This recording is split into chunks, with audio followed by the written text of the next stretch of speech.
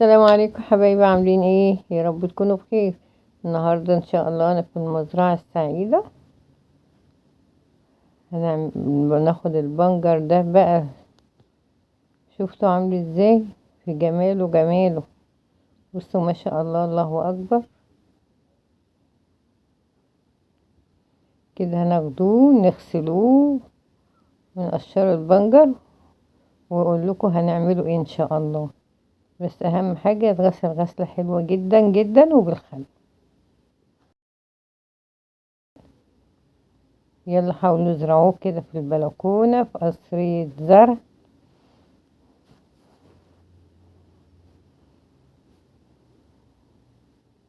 بصوا الجمال،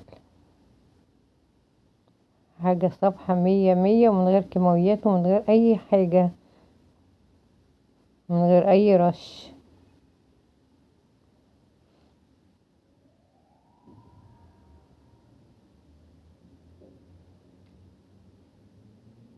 يلا هنغسلوه بقى ونشوف هنعمله ايه.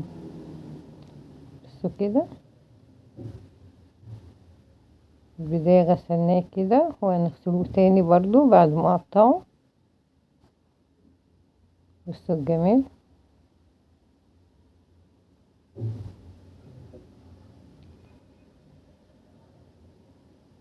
طازة وجميل جدا جدا وكله فوايد وحلو للأنيميا.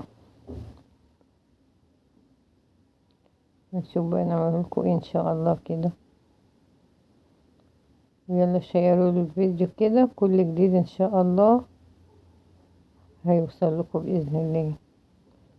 بصوا، برتقال، ليمون، البنجر بقى مشروب هيديكوا طاقة وحيوية. عايزين تبدلوا السكر بالعسل يبقى في منتهى الحلاوة.